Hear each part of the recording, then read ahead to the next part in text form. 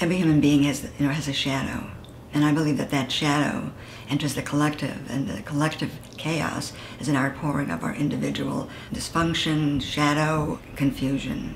And that unless we work at that level, the fundamental change isn't going to occur. In my own experience, I found that I had to go to my own story. At the beginning of my life, I felt my own story was irrelevant.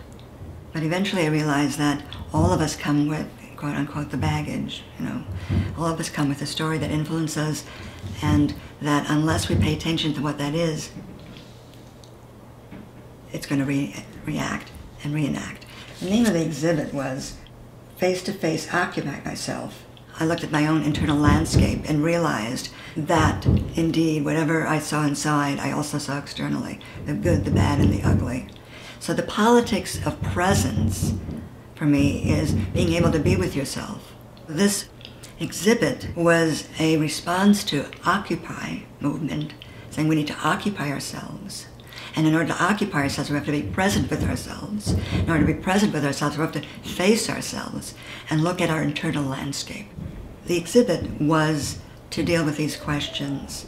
What does it mean to be political? How to be political? What is the relationship between presence, occupying oneself, and one's own history? Some of my work relates to the Holocaust because of my own personal history. I'm a child of survivors. Now, this is a very delicate issue for me. However, the Holocaust is a monumental event in human history. Not that there aren't many other events that are monumental, but for me, it was the defining and informing question as I was growing up. And the question was, what is the nature of evil? And so this emerged. I think it emerged because it was an unconscious way of approaching the questions that I could not consciously come to, because I had my own defenses, and my own defenses against the harsh realities. So I do the artwork as a way to explore these issues, but when I'm done, they say, oh, that's what's going on. And I guess that's true for many artists. They don't know what they're working on till they look at the finished product. But for me, a lot of the pieces and the rhymes that came sort of spontaneously came together directly around the questions of what is evil and how children experience authority from their parents and then in the world. And I had to go inside, where does evil come from? Does it exist in me too? It has to exist in me, it does. It exists in every one of us. Because unless we can come to terms with it in each one of us, it's going to be a big mystery out there. So that for me is the fundamental question. What makes us capable? For me, the answer is our ability to deny our own vulnerability and humanity.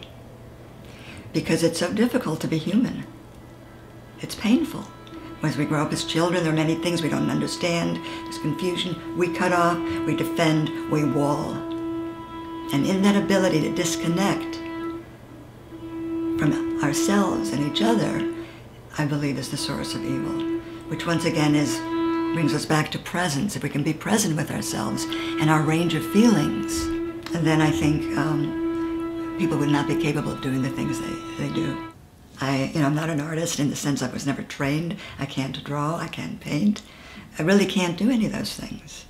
But my father, who was a scholar and an intellect, was also a shoemaker. He made uppers. And he'd always said to me, Rosa, you need to learn a trade. But I used to see my father standing over a table cutting and fixing things and making things, shoes.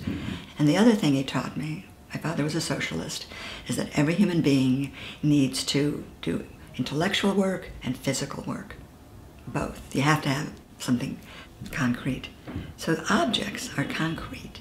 And this is my father speaking. Objects are labor. They honor the work man and woman. And when I work with objects, they're human effort.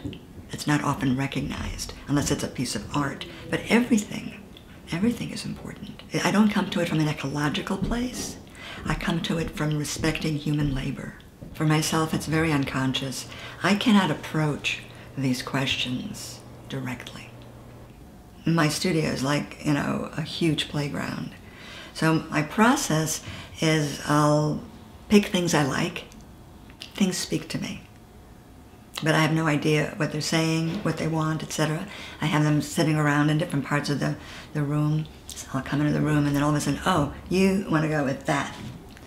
Okay, now the two of you together, what else? And so I start putting together visually.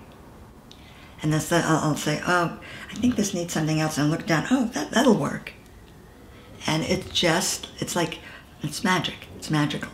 And other times, and not that often, I'm doing something, I don't want to do it. I don't want to I have a lot of knives in my work, a lot of barbed wire, a lot of imagery that's really difficult.